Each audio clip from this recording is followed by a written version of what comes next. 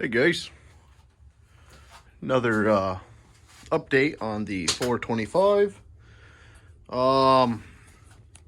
So I've ruled on trying to fix the hood versus just going to get a new one.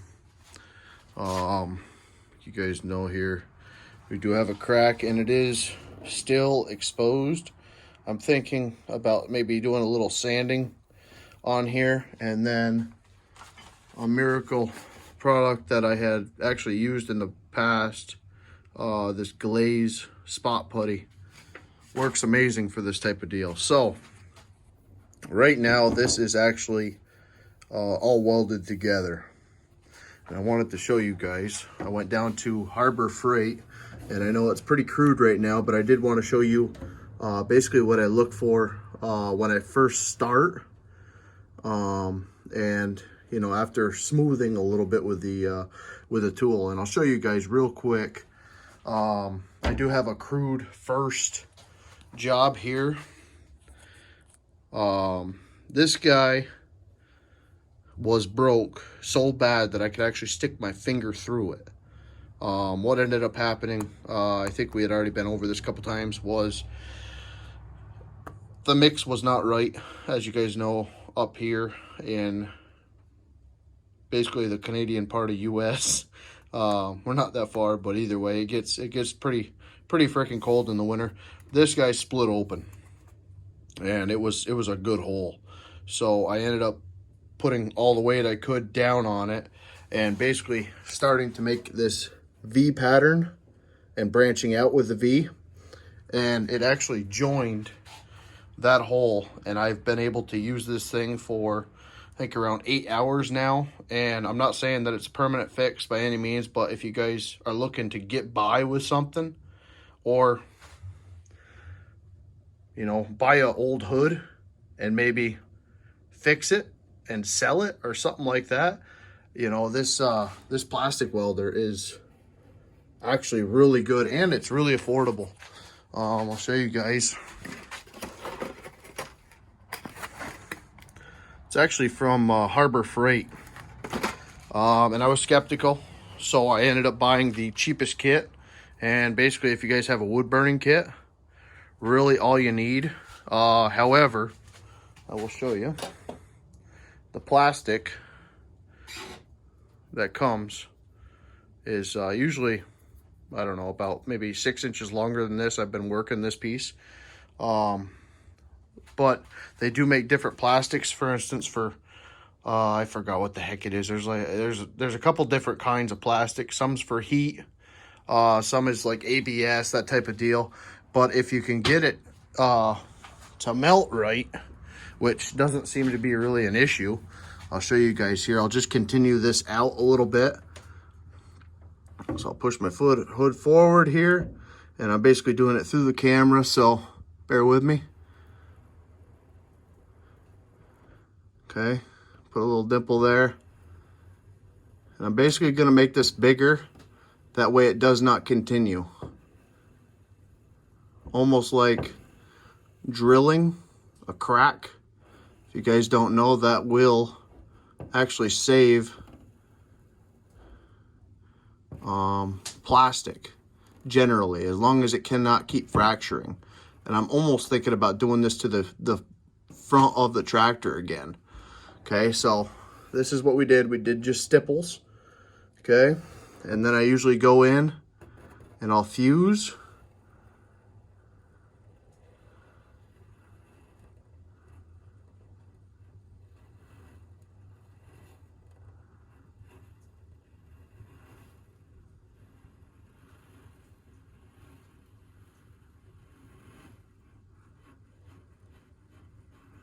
Okay, now you guys can see it's got a nice V in there. Okay, now if I had a camera person, which I don't, I could show you, but instead what I'll try to do, I don't know if I can mock this up here. Okay, I'll try to keep my hands out of the way. You know what, this phone's got 3 cameras. I might be able to zoom in on it for you. I don't know if it'll sit there or not. Let me see if we can move it a little bit. Like I said, guys, sorry for it being crude, but okay, so I'm gonna try to stay out of y'all's way.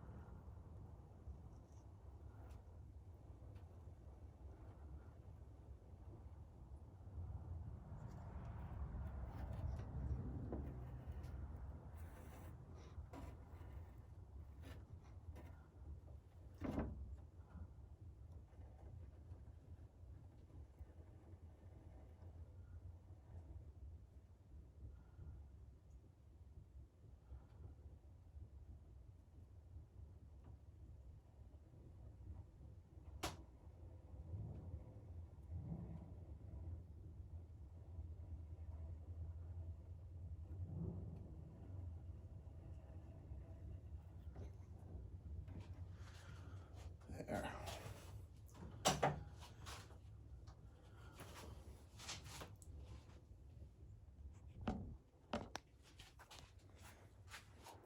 Okay, guys, so hopefully you guys could actually see that happen. Let me put it back on zoom here. Okay, so I actually filled that void.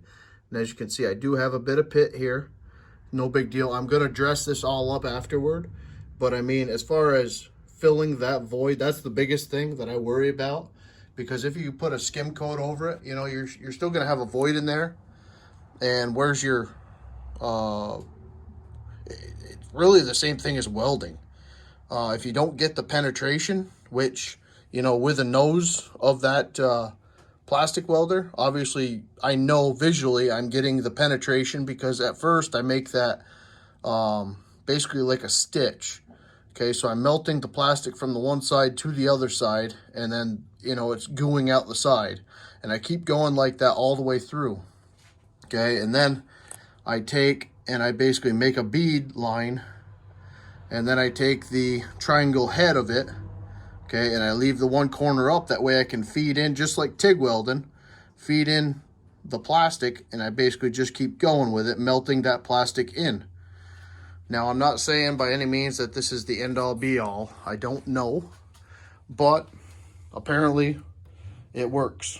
You know, this is under 15 pounds of pressure, and it has stayed working great for me. So, for the non-believers in plastic welding, I was one of them back 4 or 5 weeks ago. Never really, you know, I always thought, well, you can fuse it together, but as far as it sticking and, you know, not just fracturing again, so far it is really, really cool. And I'll show you guys just in case. This is actually the tip. Okay, so it's a actual triangle, and like I said, the initial plunge is how I've had really good luck with actually fusing. Okay, so there's basically what I look for when I fuse it. And like I said, I'm not trying to show you all how to do it or anything like that. There's not much content on plastic welding out there. And I'm not going to become a plastic welding channel, but for those people out there that, you know, have a hood that's $400, and a lot of guys that have these 425s, 445s, 455s, and the newer LA models and stuff like that, plastic is extremely brittle on these machines. And this type of stuff right here is extremely common. If not, it's usually punctured out. So, if I do end up deciding to go with a hood, what I might end up doing is have this be like a demo of how to fix these things.